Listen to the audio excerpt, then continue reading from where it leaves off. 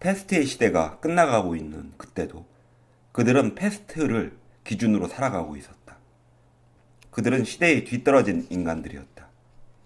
이와는 반대로 또 어떤 사람들은 특히 그때까지 자기가 사랑하던 사람들과의 생이별을 감수했던 사람들 가운데는 오랜 세월에 걸친 강금과 절망에 지친 나머지 그러한 희망의 바람이 그들의 열망과 초조함으로 가득 찬 마음에 불을 질러 그만 모두 자제력을 잃고 말았다. 그들은 목적지를 바로 눈앞에 둔 순간에 또다시 누군가가 죽거나 다시는 그리운 사람과 만날 수 없게 되어 그동안의 모진 고생이 헛수고가 되어 버리지는 않을까 하는 까닭없는 낭패감에 빠져들기도 했다. 몇 달 동안을 암담한 심정으로 감금과 기양살이의 고통을 말없이 참아냈으므로 공포나 절망이 무너뜨릴 수 없던 것들을 오히려 최초의 희망이 부서뜨릴 수도 있었다. 그들은 패스트의 느린 걸음을 잠자코 따라갈 수밖에 없어서 그것보다 앞서가려고 미친 사람처럼 서둘러댔다. 그런데 바로 그때 매우 낙관적인 징조가 몇 가지 나타났다. 그래서 물가는 놀라울 정도의 하락세를 기록하게 되었다. 순수한 경제적인 관점에서 보면 이런 현상은 어떤 말로도 적절히 설명할 길이 없었다.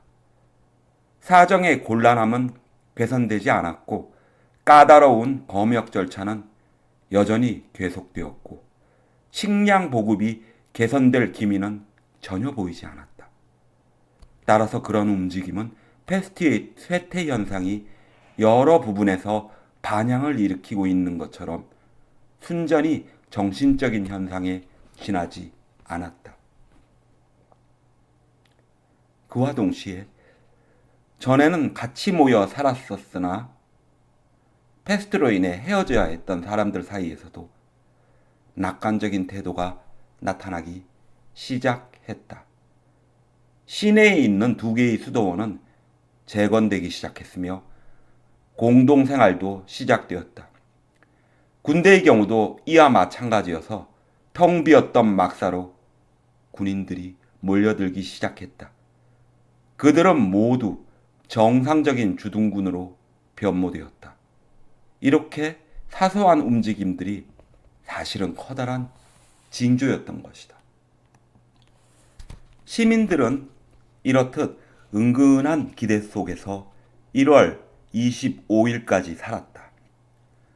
그 주일이 되자 통계 숫자는 매우 낮아졌으므로 도청은 의사회의 자문을 얻어 패스트는 퇴치되었다고 여겨진다고 발표를 감행했다. 발표문에 덧붙여서 반드시 시민들의 열렬한 지지를 얻을 것이라는 확신 아래 도청은 앞으로도 2주일 동안은 계속해서 시를 폐쇄할 것이며 예방조치도 1개월간 더 계속될 것인데 그 동안에라도 위험이 재발할 듯한 징조가 조금이라도 나타날 경우에는 현재와 같은 상태가 계속될 것이며 아울러 해제되었던 조치들도 소급시켜 강화될 것이라고 밝혔다. 그러나 이를 들은 모든 사람들은 그 추가 발표문을 형식적으로 덧붙인 항목 정도로 생각해버렸다. 그래서 1월 25일 저녁에는 기쁨에 넘친 흥분이 도시의 거리를 가득 메웠다. 시장은 시민의 기쁨에 동조하기 위해 등화관제를 해제하라는 지시를 내렸다. 우리 시민들은 말게겐 차가운 하늘 아래 불이 켜진 거리를 때를 지어 왁자지껄 웃으며 쏟아냈다. 물론 그때도 많은 집들이 덧문을 닫아놓은 채로 있었으며 아무리 시민들의 고함 소리로 온 밤 내내 시끄러웠어도 조용하게 지낸 가족들도 많았다. 하지만 상을 당한 사람들은 말할 것도 없이 시민들은 가족 중에 누군가를 잃어버리는 고통에서 마침내 해방되었다고 하는 안도감과 자기 자신의 안전에 대한 안도감으로 인해 마음속 깊은 평화를 느낄 수 있었다. 그럼에도 이러한 일반적인 기쁨에 전혀 무관한 가족들도 있었다. 그들은 더 말할 것도 없이 바로 그 순간에 병원에서 패스트와 싸우고 있는 환자를 가진 가족, 예방격리소나 자기 집에서 재난이 다른 사람들에게서 손을 뗀 것과 같이 자신들에게서도 손을 떼고 멀리 떠나줄 것을 기대하고 있는 가족들이었다. 그들도 물론 희망을 갖고 있었지만 그 희망을 섣불리 내보이진 않았고 그것을 실제로 획득할 때까지는 결코 스스로 끌어내려고 하지 않았다. 그리고 고통과 기쁨의 중간에 서서 그러한 기대를 품고 묵묵히 밤을 지샘으로써 모두들 기뻐하는 속에서 오히려 더욱더 안타까운 심정이 되었다.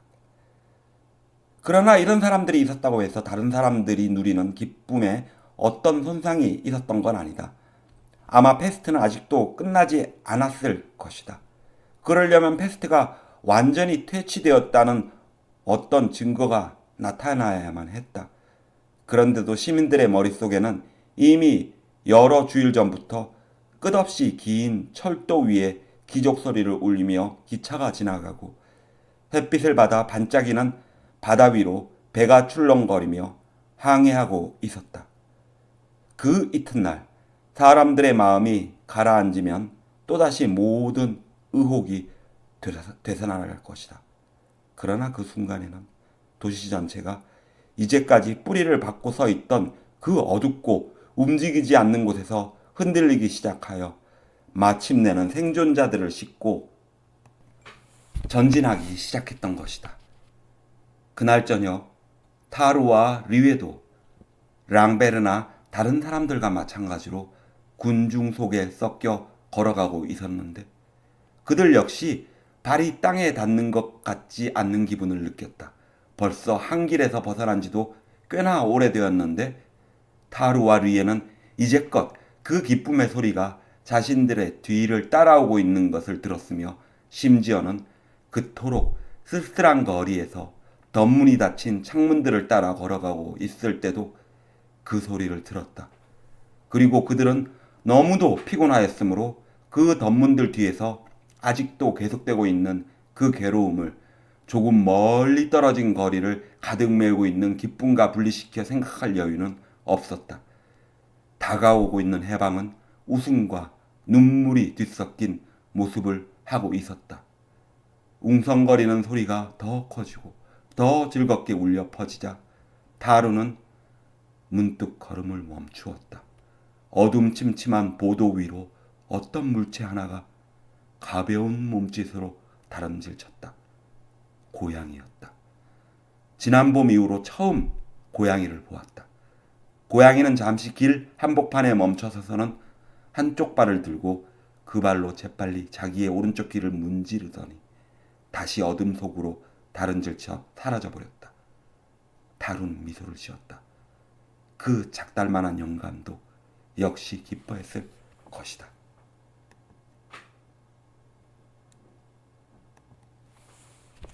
그러나 패스트가 자신이 기어나왔던 그 알 수 없는 야수의 굴 속으로 아무 말 없이 다시금 들어갈 무렵 오히려 패스트의 퇴각에 놀라 당황해야 하는 사람이 이 도시에 한 명 있었다. 타루의 수첩에 적힌 것들을 믿는다면 그 사람은 바로 다름 아닌 코타리였다. 사실을 말하자면 그 수첩은 통계 숫자가 하강하기 시작했을 때부터 매우 이상하게 변모되어 가고 있었다. 너무 피곤했기 때문인지 몰라도 글자가 너무 엉망으로 적혀 있었고 화제도 이리저리 갈피를 못 잡고 비약하곤 했다. 게다가 수첩에 적힌 내용은 객관성을 잃고 개인적인 관심이 너무 심하게 드러나 있었다. 그래서 코타르에 관한 상당히 긴 기록 중간에도 고양이를 데리고 노는 영감에 대한 얘기가 짧게 실려 있었다. 그래도 타루의 말을 믿는다면 페스트는 그 영감에 관한 그의 깊은 관심을 조금도 앗아가지 못했으며 그는 전염병이 번진 후에도 그 이전에 흥미를 느꼈던 것만큼 영감에 대해 흥미를 갖고 있었으며 또한 그의 호의 그 자체 때문은 아니지만 어쨌든 그는 더 이상 그 영감에 대해 흥미를 가질 수 없게 될지도 몰랐다. 그는 다시금 그 영감을 보길 원했다. 그는 1월 25일 저녁이 지난 며칠 뒤에 그 좁다란 길의 한 모퉁이에 자리 잡고 있었다. 고양이들은 약속을 충실히 지키기 위해 그곳에 모여 따뜻한 양지에 몸을 녹이고 있었다. 그러나 여느 때의 그 시간이 되어도 덧문은 그대로 굳게 잠겨 있었다. 그 후 며칠이 지나도 덧문이 열리는 것을 볼 수는 없었다. 타루는 호기심에 가득 차서 한 가지 결론을 내렸는데 그것은 그 영감이 심통이 났거나 죽었을 거라는 얘기였다.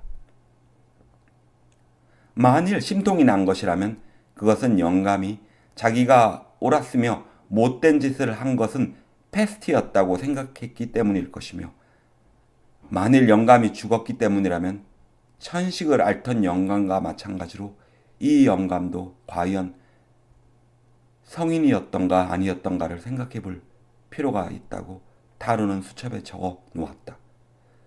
타루는 그 영감을 성인이라고 생각하지 않았다. 그러나 그는 영감이라면 어떤 깨우침을 얻을 수 있으리라고 믿고 있었다. 그 수첩에는 이렇게 적혀 있었다. 아마도 우리는 성덕 가까이까지 밖에는 갈 수가 없는 모양이다.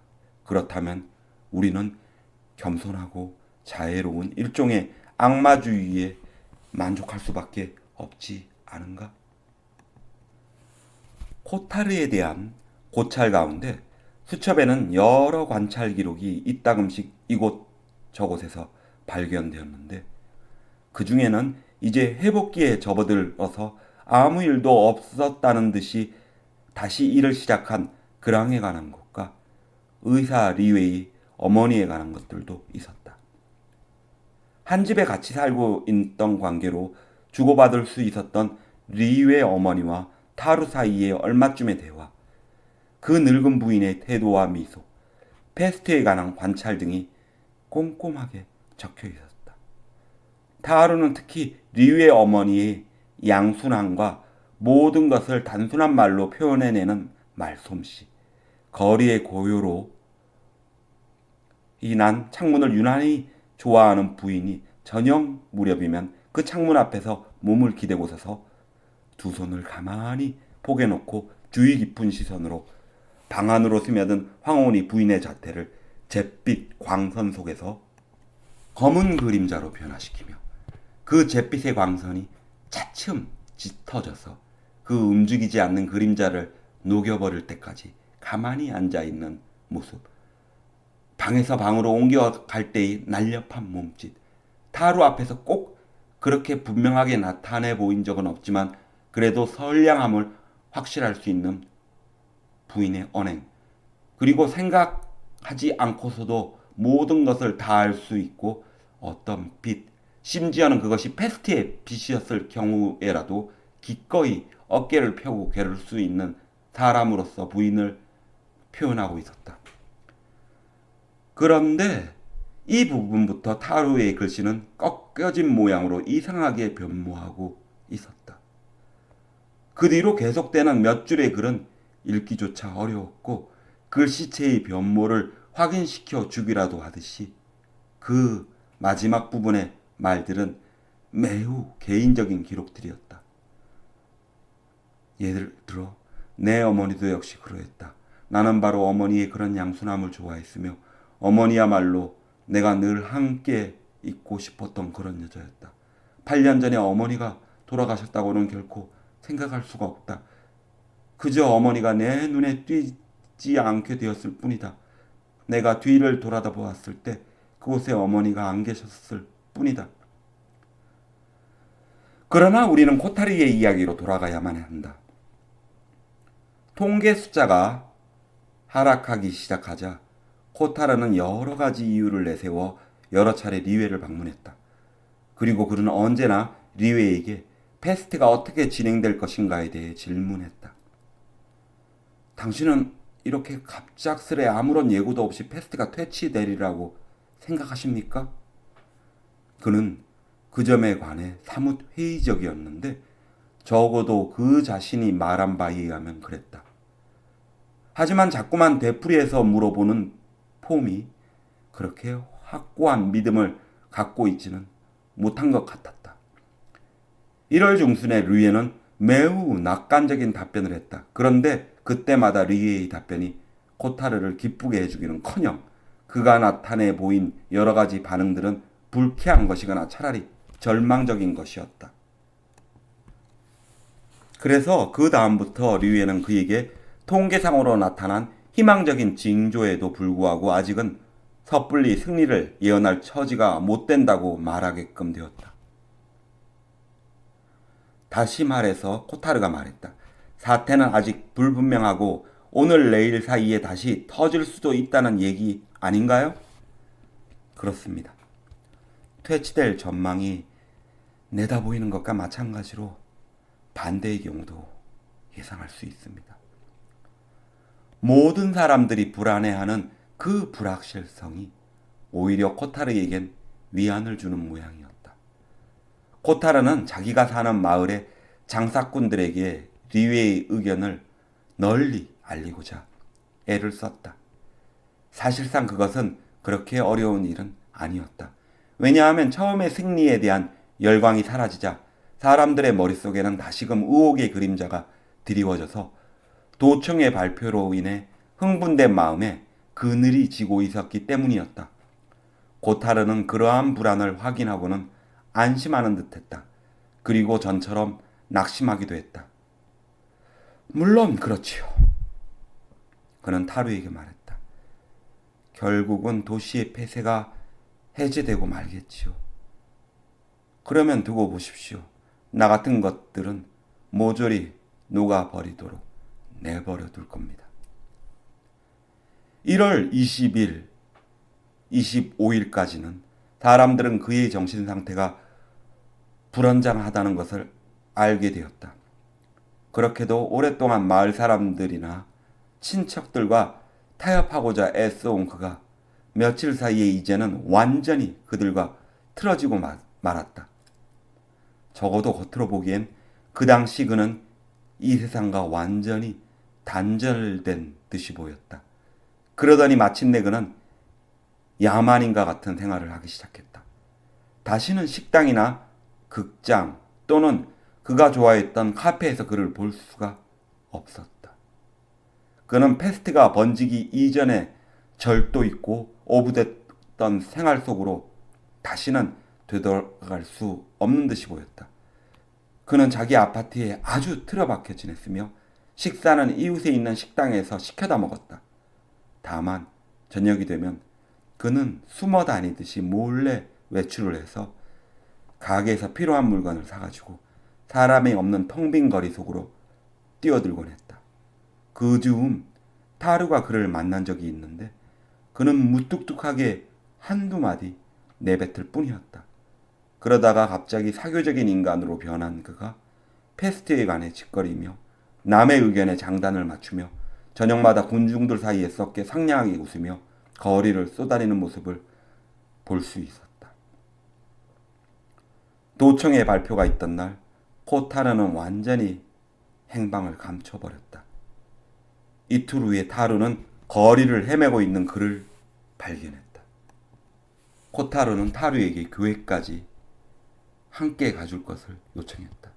그날 낮에 몹시 피곤했던 타루는 조금 머뭇거렸다. 그러나 코타르는 자꾸만 재촉했다. 그는 몹시 흥분해서 허둥지둥 몸을 흔들어가며 큰 소리로 떠들어댔다. 그는 타루에게 도청의 발표대로 정말로 패스트가 물러났냐고 생각하냐고 물었다. 타루는 물론 행정적인 발표문 그 자체가 페스트의 재앙을 멈추게 할 수는 없지만 별다른 일이 없는 한 이제 페스트는 거의 끝나가고 있다고 생각한다고 대답했다. 그렇죠. 코타르가 말했다. 별다른 일이 없다면 말이죠. 그러나 생각지도 못한 문제가 언제나 있기 마련이죠. 타루는 시의 문을 개방하기 전에 2주일 동안의 유예 기간을 둠으로써 뜻밖의 사태에 대해서도 어느 정도는 대비하고 있다고 말해 주었다. 그가 참 다행이군요. 코타르가 여전히 침울한 목소리로 그러나 흥분해서 말을 했다. 다 잘 되어가는 일들이 말짱 헛수고가 될지도 모르니까 말입니다.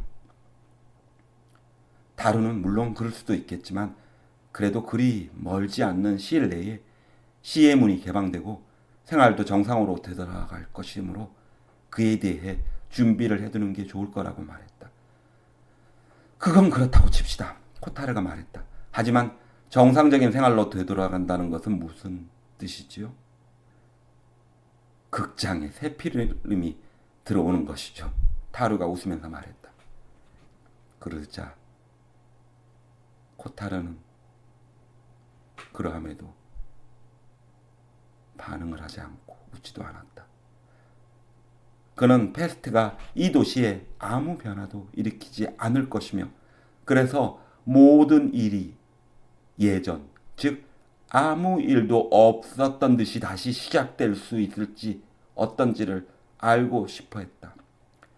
타로는 이 도시가 페스트 이에 변화될 수도 있고 그렇지 않을 수도 있는데 시민들이 가장 바라는 바는 이제까지 결코 아무 일도 없었던 듯이 모든 게 옛날처럼 전개되는 것이라고 말했다. 따라서 어떤 의미에서는 아무 변화도 일어나지 않을 테지만 또 다른 의미에서는 비록 아무리 강한 의지의 소유자라 할지라도 모든 것을 다 잊어버릴 수는 없으며 페스트는 적어도 사람들의 마음속에 그 흔적을 반드시 남겨놓을 거라고 말했다. 그 조그만 연금 생활자는 자기는 마음 같은 것에는 흥미도 없으며 걱정거리가 많아 그런 것에 신경 쓸 수도 없다고 잘라 말했다. 자신이 관심을 갖는 것은 혹시 조직 자체가 변하지는 않을지 또는 모든 기관이 예전처럼 제 기능을 발휘할 수 있을지에 관해서라고 했다. 그래서 타루는 자기도 그 관점에 관해서는 전혀 아는 바가 없다고 했다. 그의 생각에 의하면 패스트가 전염되는 동안에 엉망으로 망가진 기관들이 다시 움직이려면 문제점이 많지 않겠느냐는 것이었다. 새로운 문제들이 수없이 많이 생겨남으로써 적어도 종전의 기관들을 재편성해야 할 필요성이 있을지도 모른다는 것이다. 아, 코타르가 말했다. 그럴듯한 생각이에요. 하긴 모두들 어떤 일이든 다시금 시작해야만 할 테니까요. 그 두 산책객은 코타르 집 앞까지 다다랐다. 코타르는 신명이 나서 이런저런 희망적인 생각에 빠져들었다. 그는 무에서 새롭게 출발하기 위해 과거를 청산하고 새로운 삶을 시작하는 도시를 상상하고 있었다. 그렇고 말고요. 타루가 말했다. 어쨌든 당신 처지도 좀 좋아질 거예요. 어떤 의미로 그것은 새로운 삶이 시작되는 거니까요. 그들은 문 앞에 이르러서 서로 악수를 나누었다. 정말 옳은 말씀입니다. 코타르는 점점 더 흥분해서 어쩔 줄 몰라 했다. 뭐든지 무에서 다시 시작한다는 건 참 좋은 일이죠.